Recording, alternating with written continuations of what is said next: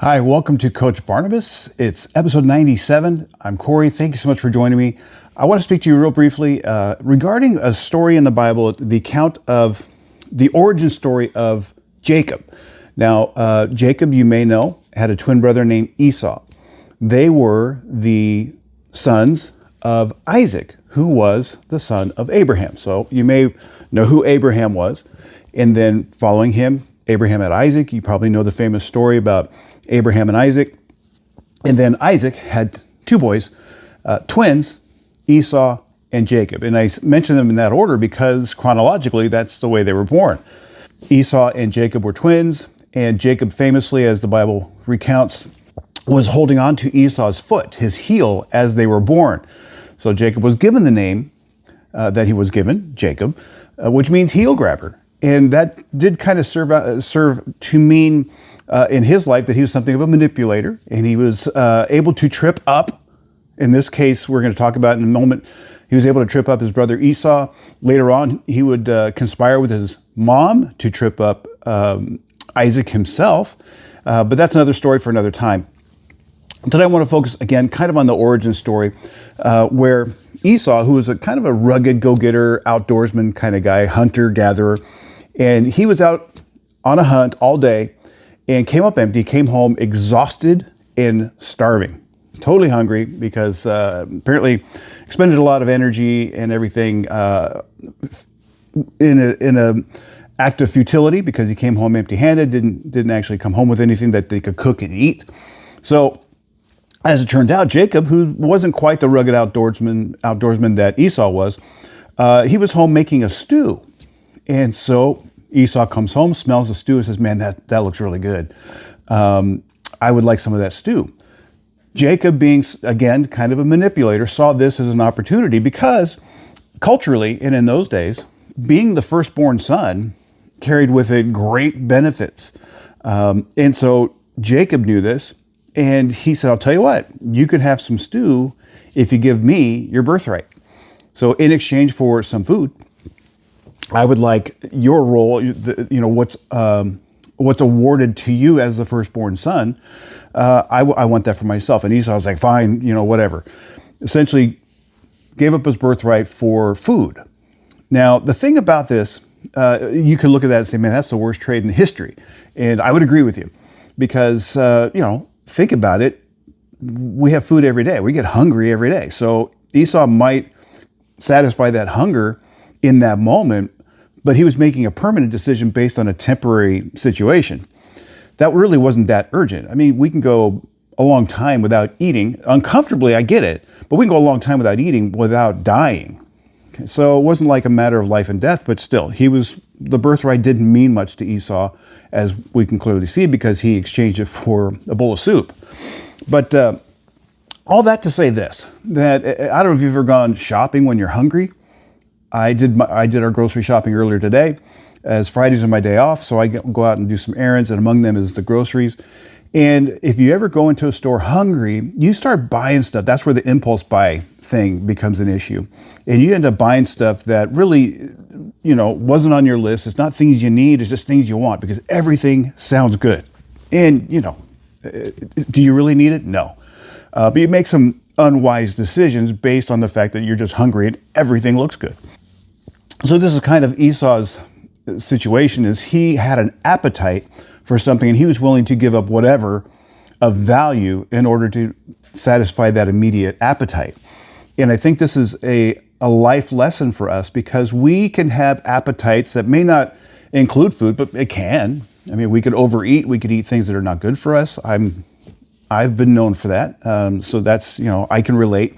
But we can also have other appetites that are equally or even more harmful to us because they don't just affect us physically, but they can affect us spiritually. So for instance, maybe you have an appetite for, let's just say it, pornography. It could be sex. It could be drugs. It could be alcohol. It could be power. It could be money. It could be influence. It could be fame, attention. It could be any number of things that you have an appetite for, and you're willing to exchange something that is maybe of a more permanent or even eternal value to satisfy that momentary appetite, that's momentary craving, that you will again have another time because you keep giving into it. So this is a life lesson I think we need to pay attention to. It reminds me of a proverb, not in the book, not in the Bible, not that book of Proverbs, but a proverb of a grandson and his grandfather together.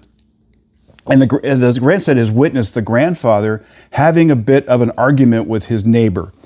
And after it's all over, I guess it got heated. The grandson and grandfather returned to their home. And the grandson asks his grandfather, he says, how were you able to stay calm in that really heated situation?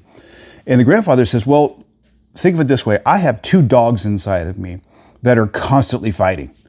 And the first dog is filled with rage and anger, has enormous pride and ego, and just remembers everything that everybody's done wrong to him, everything that's been done wrong to him, and that just festers inside of him.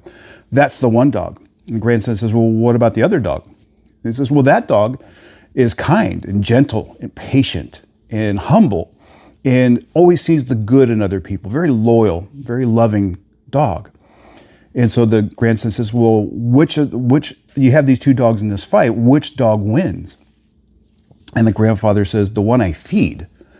And this is the thing. It's like, okay, we can have these appetites, we can have these things, but what are we feeding? So, that's always going to tell the story about the things that we're going to allow into our lives and the things we're willing to give up for them. See, Esau, or I should say Jacob, knew the value of value, the importance of value, the principle of value, and that is, what is somebody willing to give up for this thing that they want, that I have? And, in bargaining or negotiating is like, hey, you might aim for the top and say, I really want this thing up here, and you're willing to be talked down. Well, he threw out there your birthright, and Esau gave in and said, sure. Like, Esau was not a good negotiator. But Jacob went for it and said, that's what I want. And Esau was willing to give that up. And oftentimes we make the same kind of bad decisions in exchange something of tremendous value for something of a momentary value. And far lesser, and maybe even more dangerous thing that fills our appetite, that can harm us spiritually and internally. John Piper has a quote where he says, life is war. That's not all it is, but it is always that. And this is an area where we have this internal war of flesh versus spirit. And we have to be careful which dog we're feeding. Are we feeding our flesh? Or are we feeding our spirit? Do we crave and have an appetite for God more than the appetite for the things that our flesh is desiring? And sometimes we have to absolutely turn, like a diet, is I have to completely turn my back on things that my body is used to having and has grown addicted to. I have to turn my back, I have to go cold turkey away from that, and then fill my body with things that are better for me, things that don't have all the things that are harmful to me. So this is where I wanted to go with that. And I want to basically end with this in thinking about the trade-offs that come with making decisions for Jesus. And I think of, this is in Mark chapter 8, verse 34, it says, if anyone would come after me, this is Jesus speaking, if anyone would come after me, let him deny himself, take up his cross, and follow me. One verse later, in verse 36, it says, for what does it profit a man to gain the whole world and forfeit his soul? And this is, going back to Esau and Jacob. Esau was willing to give up his birthright to Jacob, which turned out to be, in the long run, a big deal. If what you're really longing for, if you have to exchange your soul to make those things happen, because we're looking for something that's temporal, something that's fleeting, that is not sustainable unless we keep feeding it like the dog, it's eventually going to overtake us, and we're going to lose what is of eternal value by striving after these things that are ultimately dangerous and fatal to us on an eternal level. I pray that as you're listening to this, as you hear these words and you think about the consequences to the things in your life, and you know what they are. You don't need me to tell you right from wrong, or if I have a list of things that I rattled off, maybe whatever it is you're struggling with isn't on that list, so you're off the hook. You know that it's not what God wants for you. You know it's wrong. You know it's harmful. You know, it's what you're willing to give up in order to acquire that and achieve it and add it to your life. And it starts out simple. It starts out maybe innocently, but then it leads you down to places where you see CEOs of big companies who are, put themselves in dangerous, horrible situations in order to score what it is that they have now come to need in their lives. And they find themselves in horrible, compromising situations that can oftentimes lead them to be beaten or even killed to somehow acquire. They're willing to put themselves in absolutely unwise, horrible, dangerous situations in order to try and score what it is that their body has come to need, because they have been feeding that dog for so long that the other dog is dead and emaciated and just down to nothing. So what are you feeding? Which dog are you feeding? So think about that, pray about that, and ask God to help you feed the correct dog. So that's my word for you today. Be encouraged and be an encourager. Lord willing, I look forward to talking again very soon. Thanks so much for joining me. Talk to you soon. Bye.